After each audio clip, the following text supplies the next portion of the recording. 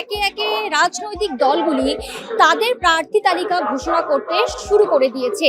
আর 26শে বিধানসভা নির্বাচনকে কেন্দ্র করে দু দফায় প্রার্থী তালিকা ঘোষণা করেছে বাম শিবির। ইতিমধ্যে আমরা রয়েছি বালিগঞ্জ বিধানসভা কেন্দ্রে, যেখানে বামেদের প্রার্থী আফরিন বেগম তিনি ইতিমধ্যে রয়েছেন এবং তিনি তার বিধানসভা কেন্দ্রে যেখানে তিনি প্রার্থী হয়েছেন সেখানে কিন্তু তিনি প্রচার শুরু করে দিয়েছেন। শুধু দোকানই নয়, বাড়ি বাড়ি যাচ্ছেন, তিনি জনসংযোগ করছেন এবং সকলের কাছে তিনি তার যে মতাদর্শ সেই মতাদর্শ তুলে ধরার চেষ্টা করছেন এবং কিন্তু তিনি ভোট চাইছেন। একদমই সেই ছবি সরাসরি আপনাদেরকে দেখাচ্ছে এবং সরাসরি তার সঙ্গে কথা বলবো যে তিনি ঠিক কি বলছেন। প্রথমে জিজ্ঞাসা করব, প্রচার কেমন চলছে? প্রচার তো জোর কদমে চলছে, মানুষের বিপুল আশা ভরসা সমস্ত কিছু পাচ্ছি এবং মানুষ চাইছে যে এই মুহূর্তে দাঁড়িয়ে বাংলা বদল হোক, বাংলার পুনরুদ্ধার হোক এবং লাল ঝান্ডা ফিরুক। বালিগঞ্জে তৃণমূলের প্রার্থী শোভনদেব চট্টোপাধ্যায় এবং বিজেপির ডক্টর শতরূপা, কি মনে হচ্ছে লড়াইটা কতটা কঠিন হবে? দেখুন, ওনারা যথেষ্ট বয়োজ্যেষ্ঠ, রাজনীতিতে অনেক দিন আগে ওনারা এসেছেন, কিন্তু ওনাদের যে মতাদর্শ, ওনাদের যে দলের রাজনীতি, সেই রাজনীতি সাধারণ খেটে খাওয়া মানুষের পক্ষের রাজনীতি নয়। ফলত আমাদের রাজনীতি, আমরা সাধারণ খেটে খাওয়া মানুষের পক্ষের রাজনীতি কথা বলি। আমাদের যে মতাদর্শ সেটাই আমার প্লাস পয়েন্ট, সেটা নিয়ে রাজনীতির লড়াইয়ে নেমেছি, ফলত সেই লড়াইটা সহজ হয়ে যাবে। উপনির্বাচনে এই বালিগঞ্জ বিধানসভা থেকে মানে ভালো ফল করেছিল সিপিএম, যার ফলে অনেকেই বলছে যে তৃণমূলের লাভ হয়েছে। এবার কি অবস্থা, কি মনে হচ্ছে? দেখুন, বালিগঞ্জ বিধানসভায় এর আগে যে উপনির্বাচন হয়েছিল সেখানে বিজেপি থেকে আগত বাবুল সুপ্রিয়কে তৃণমূল প্রার্থী করেছিল এবং আমরা জানি বাবুল সুপ্রিয় কিভাবে উস্কানি দিয়েছিল, বাংলাকে ভাগ করার রাজনীতি করেছিল। বাবুল সুপ্রিয়র হাতে ইমামের ছেলের লাগা রয়েছে।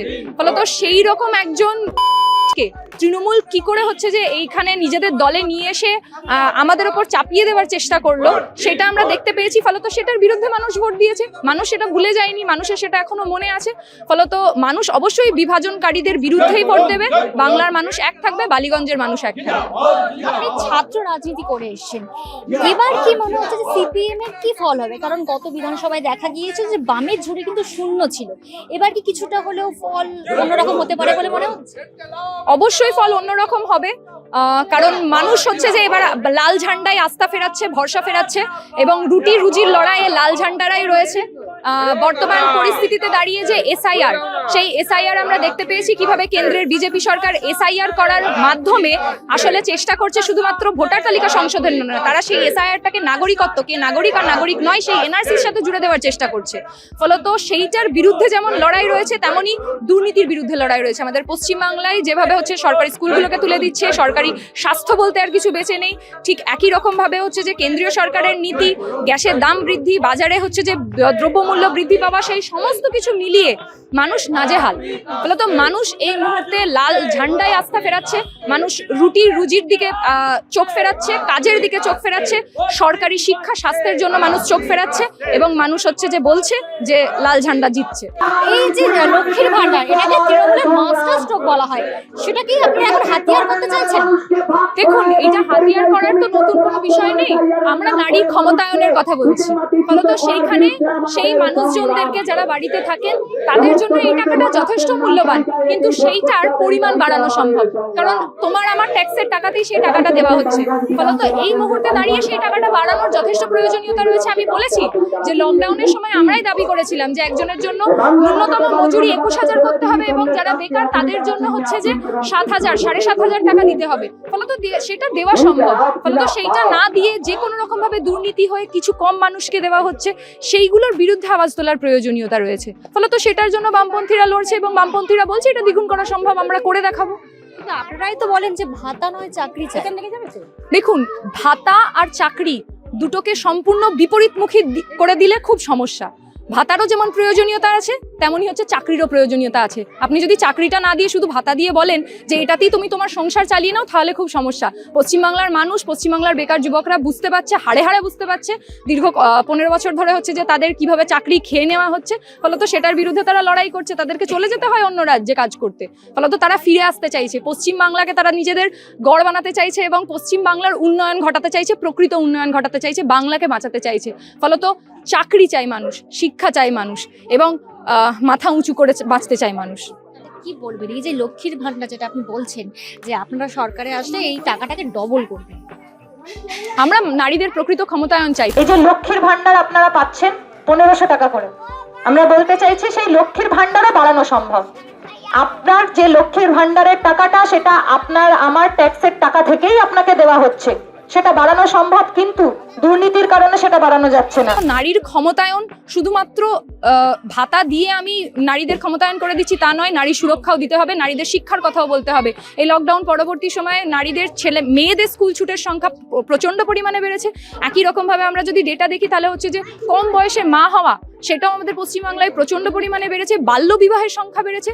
ফলত লক্ষ্মীর ভান্ডার দেওয়ার নাম করে আমাদের মেয়েদেরকে আসলে যদি আমরা এই রকম দিকে ঠেলে দিই, এরকম অন্ধকারময় যুগের দিকে আরেকবার ঠেলে দিই, তাহলে বোধহয় সেটা আরো সমস্যার। ফলত প্রকৃত ক্ষমতায়ন করতে হবে, লক্ষ্মীর ভান্ডারের টাকাও যেমন বাড়াতে হবে, তেমন নারীদের শিক্ষার ক্ষেত্রে, চাকরির ক্ষেত্রে, সমস্ত ক্ষেত্রে এগোতে হবে। মানুষের সাড়া কেমন পাচ্ছে? মানুষের বিপুল সাড়া পাওয়া যাচ্ছে। বালিগঞ্জের মানুষ বালিগঞ্জকে জেতানোর জন্য একসঙ্গে লড়াই করছে এবং এই দুর্নীতিবাজদের বিরুদ্ধে, এই বিভেদকামীদের বিরুদ্ধে মানুষ ঐক্যবদ্ধ হয়ে লড়াই করছে। একটা প্রশ্ন করবো যে যদি জেতেন তাহলে এই বালিগঞ্জ মানুষের জন্য কি কাজ করবে?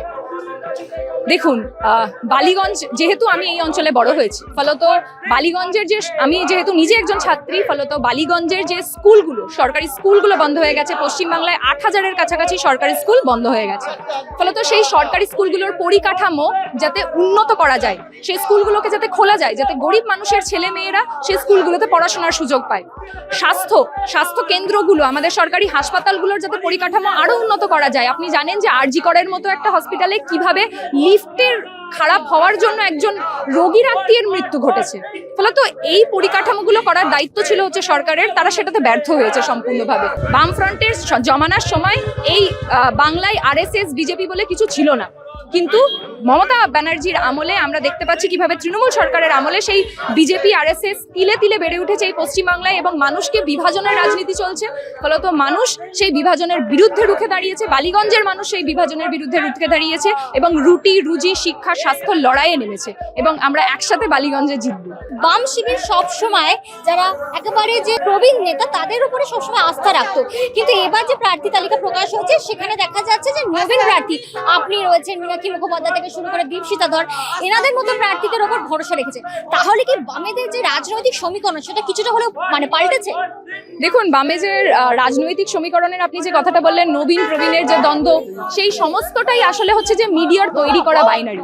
আমাদের যে নেতৃত্বরা রয়েছেন তারাও ছাত্র আন্দোলন থেকে, যুব আন্দোলন থেকে উঠে এসছেন এবং আমাদের প্রচুর তরুণ কর্মীরা বিভিন্ন সংগঠন যেমন এসএফআই, ডিওয়াইএফআই, বিভিন্ন সংগঠনে তারা রয়েছে, তারা কাজকর্ম করছে এবং তারা লড়াই করছে। ফলত তারা নির্দিষ্ট জায়গায় তাদের কাজকর্ম করছে। ফলত এরকম প্রচুর নবীনরা রয়েছেন এবং তাদের নেতৃত্বে আমাদের প্রবীণরা রয়েছেন। ফলত একসাথে মিলেই আমাদের এই দল, তারা কাজ করছে মানুষের হয়ে, মানুষের রাজনীতির জন্য।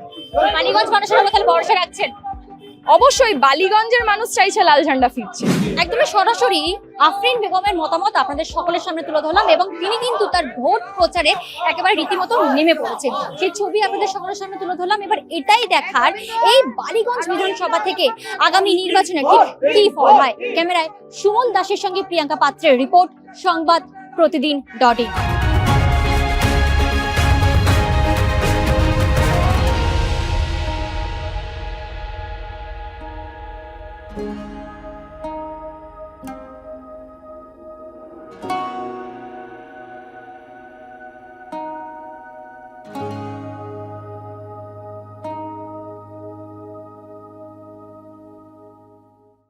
এবারে ভাই ভোটের লড়াই এই এখানেই দেখবো।